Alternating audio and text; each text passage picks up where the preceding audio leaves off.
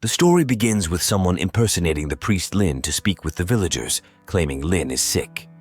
The impersonator apologizes for the deception and assures the villagers he is capable of serving the temple, despite not being Lynn.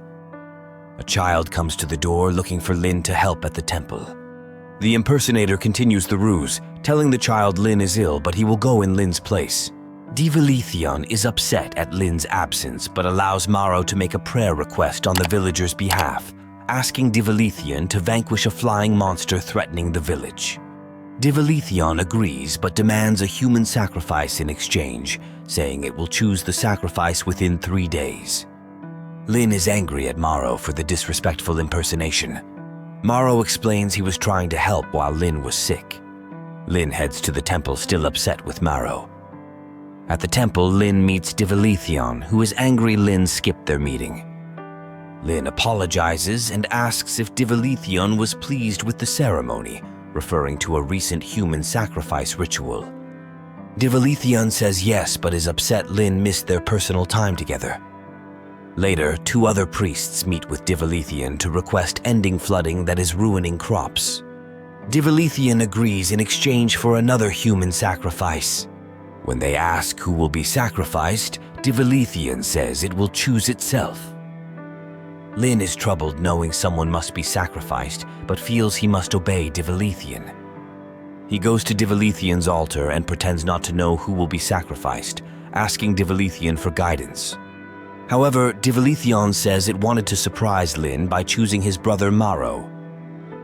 Lynn meets with the elder priest Rando, who says he prayed to Divilethion and was told Marrow is the sacrifice.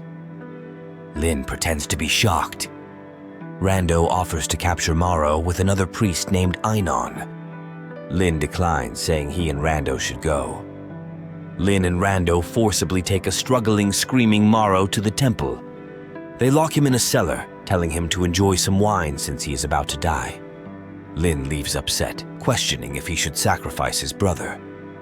Lynn talks to Einon, who is distraught to learn Marrow is the chosen sacrifice. Lynn opens up about his anger at being the one to always perform the rituals. Einon ends the conversation, disturbed by Lynn's coldness. Lynn decides he must obey Divilethion and sacrifice his troublesome brother Marrow for the good of the village. He and Rando prepare to perform the ritual, deciding Lynn should be the one to sacrifice Marrow. Alone with Marrow, Lynn offers him a drink laced with a sedative to ease his suffering. Marrow refuses and pleads with Lynn to sacrifice someone else instead. Lynn firmly says he has to follow his holy duty. A drunk, sedated Marrow curses Lynn as a smiling, holy hypocrite. In a shocking twist, Lynn brings the sedated Marrow to Divilethion's altar, offering to sacrifice his brother ahead of schedule. Divilethion is surprised but pleased by this unusual show of devotion.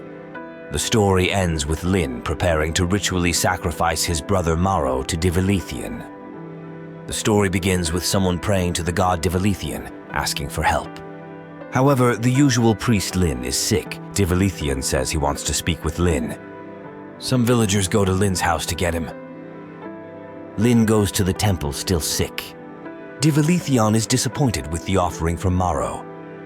Lynn apologizes and promises to serve Divilethion better in the future.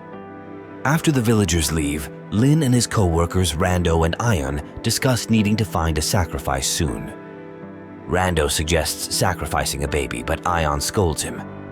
They go to ask Divilethion who to sacrifice, and the god says it will choose someone itself. The next day, Lynn wants to visit his mother's grave, which is the anniversary of her death. His co-workers allow him to go while they cover for him at the temple. At his mother's grave, Lynn runs into his brother Marrow. Marrow is surprised Lynn showed up since he seems to not care about their mother. Lynn says he came not for their mother, but because he knew Marrow would want him there. Flashbacks reveal Lynn's childhood. His mother made a deal with Divilethion while pregnant, promising the god her unborn son Lynn in exchange for recovering from illness. So Lynn was raised to serve the god, which made his mother indifferent towards him. But Lynn was close to Marrow growing up until Marrow started objecting to the sacrifices as they got older. Back at the temple, Lynn's co-workers tell him Divilethion has chosen Marrow as the next sacrifice. Lynn is upset but doesn't show it. Rando says they should retrieve Marrow right away before he runs off. At Marrow's house, he tries to deny being the chosen sacrifice and make a run for it, but Rando stops him. Lynn tells Marrow to pack a bag because they are leaving town together. As they attempt to sneak out, Lynn's co-worker Ion stops them at the village gate. She figured out Marrow is the chosen sacrifice and scolds Lynn for abandoning his duty and leaving the village to die without a sacrifice. The confrontation escalates until Lynn stabs one of the other priests and escapes with Marrow. Out in the wilderness, the two brothers discuss their next move. Lynn says his amulet from Divilethion will protect them from monsters so they can escape. Back in the village, Ion tells Divilethion what happened. The god is furious but spares Ion so she can serve as the remaining priest. Lynn and Marrow continue traveling through the wilderness together.